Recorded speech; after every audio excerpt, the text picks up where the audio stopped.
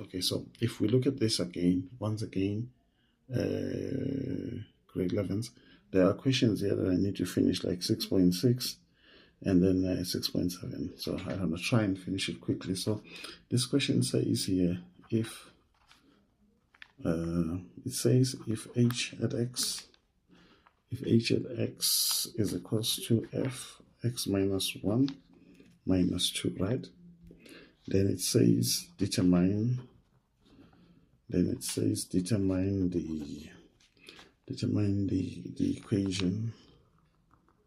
equation of h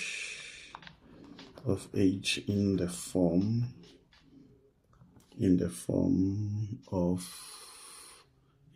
h at x equals to the square x plus p squared plus q. Okay, that's basically what it says. So I just want to do this very quick. Let me read again. If h at x is equals to f, you can see the differences between the two. I just want to show you the differences faster. So if you look at the original f, right?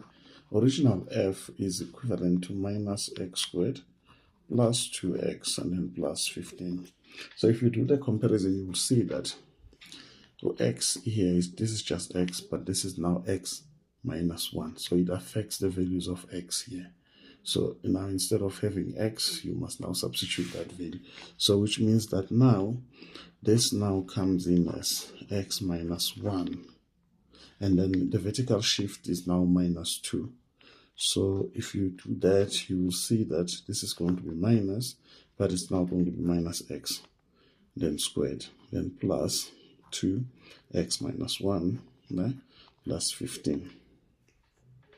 Now there is another shift. I'm going to just add it just now, or maybe I can just add it immediately.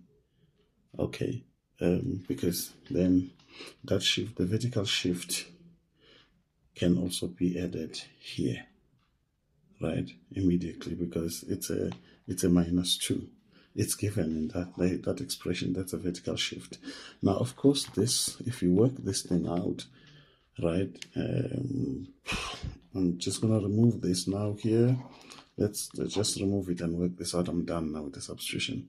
So obviously the negative stays out, and then that's an x squared plus minus 2x. Minus, let me just write below here.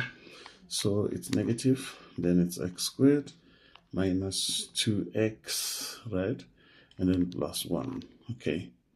And then plus 2x, and then minus 2, and then of course plus 13, because you would have worked that out in that, right? So that's how it is. Then when you work this out further, you will see that the outcome of this, if you multiply this in, then you have plus 2x minus 1, and then plus 2x, right, minus plus 11 in actual fact. Then we can work this thing out. Then it turns out to be minus x squared, and then this will give us a plus 4x, and this will give us a plus 10. Now we need to complete the square for this. Now to complete the square for this, we take out the common factor, which is negative. So this is going to remain x squared minus 4x and then minus 10. Now we can then go and do the completion of the square for this. We put this outside, then we complete the square for that. It's x squared minus 4x and then plus, you know how we complete the square, minus half times negative 4 squared, right? And then minus, we complete by balance.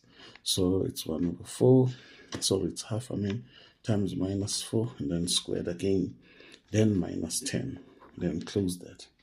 Then we work out the part that is inside. I'm running out of space. So if you work out everything that is inside here, you will end up having an x minus 2 squared, then minus 14.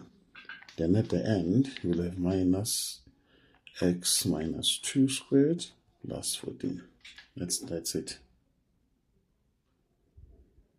That's how you work it out.